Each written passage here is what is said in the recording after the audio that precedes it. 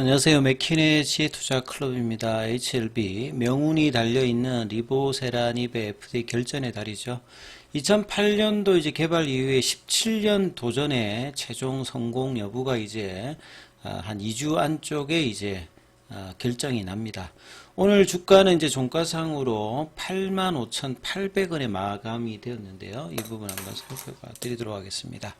3월달 들어서는 이제 HLB 관련되는 기사가 계속 이제 매일 나오고 있는 상황인데요. 아침에 나왔던 기사를 보면 이 바이오 월간 맥집기 이데일리 쪽에 이제 전문 바이오 관련되는 부분이 심도 깊은 기사들이 많이 나오는데요.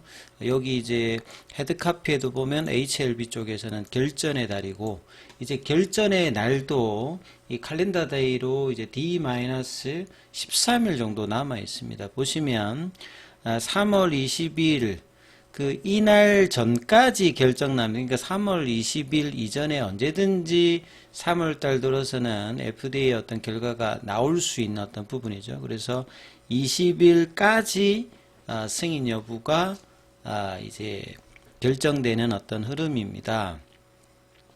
그래서 HLB의 리보세라니까 캄넬리주막 관련되어서 FDA의 최종 허가 여부가 이제 결정되는 굉장히 중요한 시점이죠. 그래서 워딩에서 단어 하나하나 이런 부분들도 굉장히 중요합니다. 그래서 이달 20일 이내, 20일에 난다기보다는 20일 이전에 언제든지 날 수 있는 지금 시간이 들어가 있고요.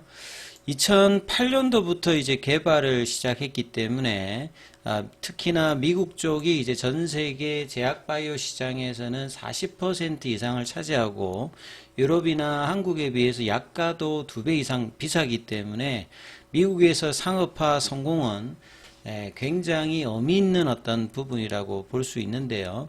HLB의 17년 차입니다. 최대 수건인 만큼 여기가 끝이 아니라 또 다른 이제 또 다른 단계의 시작을 알릴 수 있는 부분이기 때문에 기업 가치, 특히 주가에도 굉장히 영향을 주는 이제 이벤트가 있는 겁니다. 그래서 FDA 측이 20일로 못 박은 만큼 20일까지, 이게 이제 포드파 골데이터죠. 3월 중에 이제 결과가 발표될 예정입니다. 이제 미리 근데 투트랙으로 작년도 마찬가지입니다. 작년도에도 이제 5월달에 CRA 나오기 전까지 투트랙으로 이제 상업화 준비를 하고 있었고, 이번에도 미국 현지 상업화 준비를 어느 정도 완료했다. 결국 이제 직판 관련되는 부분까지 이제 진행하니까 그 관련되는 인적인 어떤 준비, 그리고 난 다음에 이제 미국은 공보험 중심이 아니라 사보험 중심이다 보니까 매출에 영향을 주는 게 이제 PBM 등재거든요. 그러니까 PBM 등재 준비도 해야 되고, 출시 이후에 매출이 제대로 나오기 위해서는 대형 PBM의 등재를 어떻게 해주느냐, 그리고 마케팅은 어떤 전략을 가지느냐, 이런 것들이 이제 출시 이후에 1년차, 2년차, 3년차까지 성과에 따라서 블록버스터 관련된 기대감이 있기 때문에 요건 이제 승인 이후에 가장 또 중요한 어떤 부분이고요. 그래서 이번 허가가 된다라고 하면 3분기라고 하는 것은 이제 7월 달부터 8월 달, 9월 달 이야기하죠. 그래서 5월 달에 이제 만약에 3월 달에 허가를 받게 되면 7월 달이면 한 4개월이잖아요. 그럼 요 정도의 어떤 준비 기간으로 출시를 한다라고 하는 말 자체는, 이 부분들 자체는 PBM 등재하고는 직접적인 관계없이 출시가 될 수 있는 어떤 시기를 이야기하는데, 긴 데는 1년 이상 걸리기도 하는데 6개월 이내에 뭐 이런 부분들이 나올 수 있다고 하는 말은 굉장히 이제 투트랙을 준비를 열심히 하고 있다 이 말입니다. 그래서 신속한 출시는 작년에도 이제 이야기가 되었던 부분들이고요. 출시를 준비할 만큼 굉장히 자신감 있는 이야기들을 계속 지금 하고 있는 상황이죠. 그래서 허가 여부도 중심이지만 허가 획득 이후의 움직임에도 중요하게 지금 이목이 쏠리고 있다. 그래서 미국 시장에 진출하는 의약품 경우에는 앞서 말씀드렸듯이 사보험 중심이다 보니까 이 처방 목록 등재가 되어야 이 급여 관련되는 부분이 있을 수 있기 때문에 이 처방하는 병원이라든지 아니면 처방받는 환자 입장에서도 혜택을 받아서 이제 약물들이 그러니까 처방약들이 이제 매출에 영향을 주기 때문에 이 PBM 등재가 굉장히 중요한 부분이라고 보셔야 됩니다. 그래서 처방약 급여 관리업체인 PBM에 대부분 이제 메이저인 익스프레스 스크립처라든지 옵토마렉스라든지 CVS 헬스가 80%를 차지합니다. 전체가 한 50개, 60개 정도가 있음에도 불구하고 여기에 얼마나 빠르게 등재를 시키느냐 이런 부분들도 굉장히 중요한 포인트다.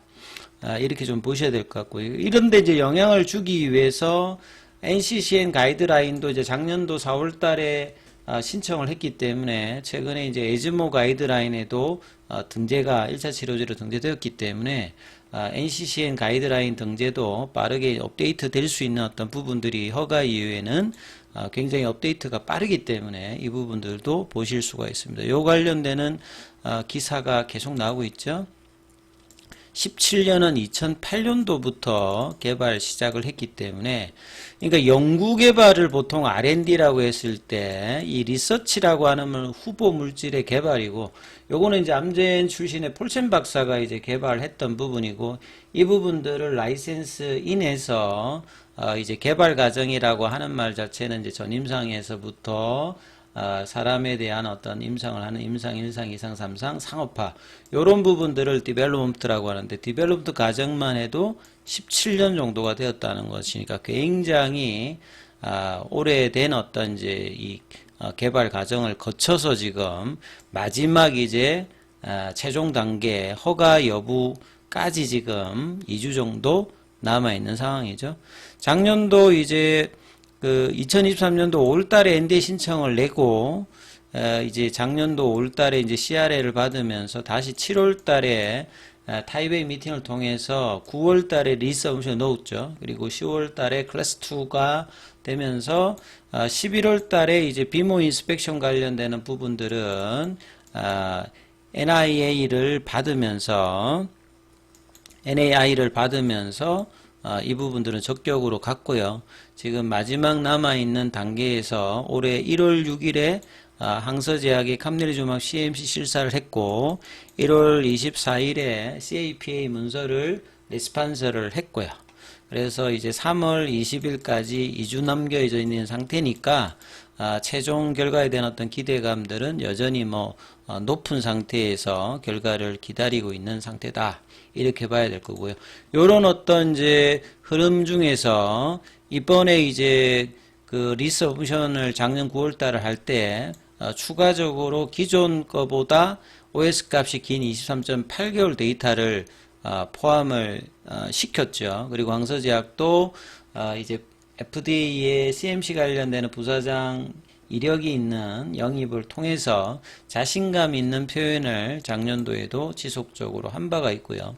그리고 이제 지난달 에즈모 쪽에 이제 가이드라인에 1차 치료제로 리보세인과 캄넬리주마비 물론 단독으로 소홀하게 들어간 건 아닙니다만 1차 치료제로 일단 강력 공고를 하면서 그만큼 키 오피니언 리더 입장에서는 리보세인과 캄넬리주마비의 유효성과 안전성 관련되는 부분들을 인정하는 좋은 어떤 재료들도 일단 나왔고요. 자, HLB는 단순히 허가만 보는 것이 아니라 상업화 성공을 위해서 직판이라고 하는 이제 부분을 또 선택하면서 수익성을 극대화하는 겁니다. 그래서 SK바이오팜의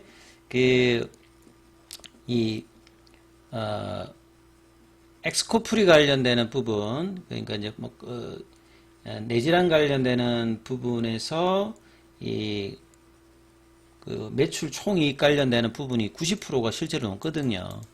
그렇기 때문에 이제 HLB가 IR에서 리보세린과 캄넬리주마브의 매출이익이라든지 영업이익, 그 다음에 마진 관련되는 부분들이 굉장히 높은 것이 허황된 이야기가 아니라 실질적으로 미국 시장에서 판가가 높고 원가 수준은 이제 저분자 함물질 자체는 굉장히 좀 저렴한 부분이고 항서제약의 캄넬리주마브도 해외의 PD-1 관련되는 부분의 면역 항암제 대비해서는 10분의 1 정도 수준이기 때문에 굉장히 이제 높은 마진을 갖춘다는 말 자체는 반대적으로 마진을 좀 축소하면서도 유통을 통해서 갈 수 있는 이 근거를 가지고 있기 때문에 이제 이런 부분들이 PBM 등재에도 유리한 어떤 부분으로 작용할 수 있는 부분이다. 이렇게 좀 봐야 될 거고요.